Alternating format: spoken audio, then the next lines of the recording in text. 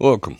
Ross Hardy with Inkjet Carts Technical Support, filming from our new location in Bangor, Pennsylvania. And this is a retail center and fulfillment warehouse. And we also provide on site technical support and advice. And what we have here today is the China Refillable Cartridge.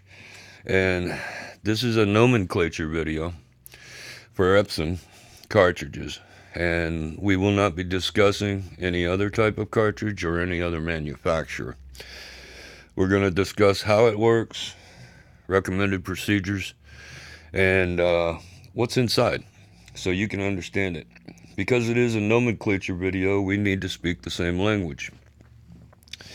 We have a refillable cartridge here, disassembled, and we have many different types. As you know, the fill plugs and the air ports are very important.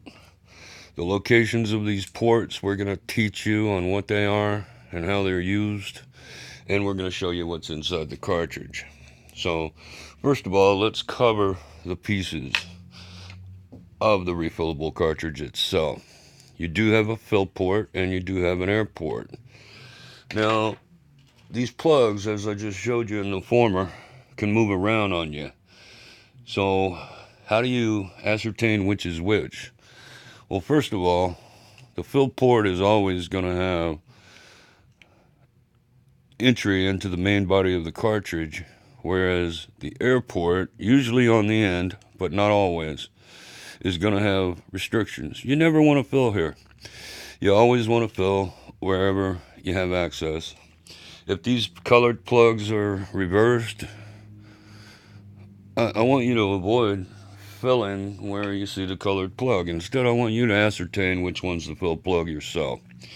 As you can see on many different cartridges, the plugs can be up here and on the other end, in the middle, and so on and so forth. So it's very important you fill at the right spot.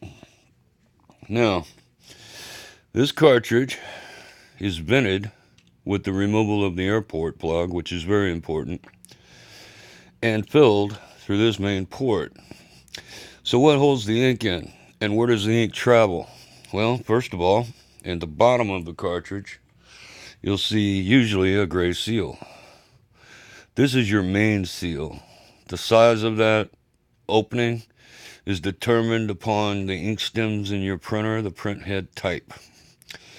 Also, behind that seal, you never want to remove this plastic foam either, by the way, just leave it. You'll see that there's an upside down T inside on a spring, and when you remove the cartridge from the printer, the spring drives the upside down T onto the top of the main seal right here.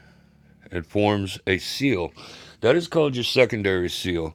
The main seal is actually the gray ring itself and the ink stem. When it's installed in the printer, the tightness of that gray seal pushes back on the T seal to allow ink to flow, and you're not going to leak because it's tight. When it's removed, sometimes the secondary seal can hang up or jam. In that case, it may drip. So you would always want to protect yourself with a paper towel and some Windex to make sure it doesn't drip.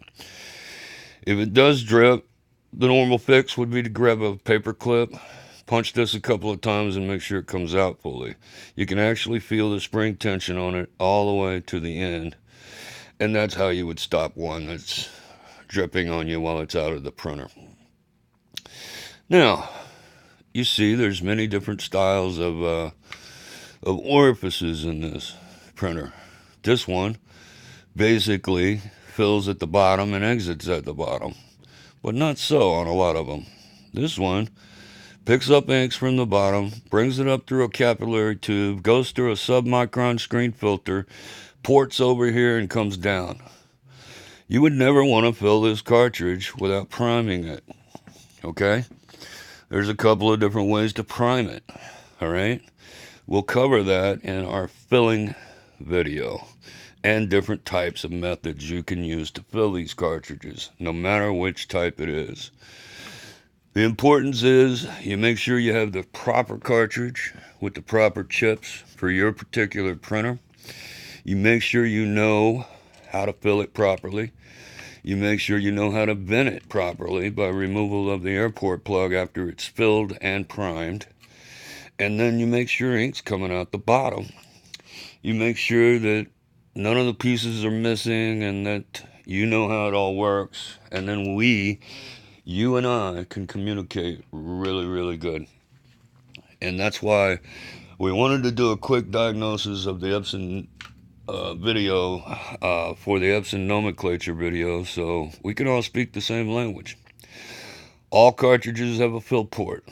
All cartridges have an air port, which must be removed before installing a filled and primed cartridge into the printer.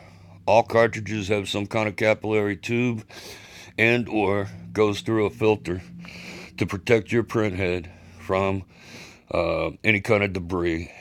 And then it's ported out the bottom through the main seal using the secondary seal being pushed back on a spring. This is the Epson Nomenclature video for the Epson refillable carts. There are many different types, and it's important that you know who's who and where they are and how this works. And this is Russ Hardy with Inkjet Carts Technical Support. Thank you.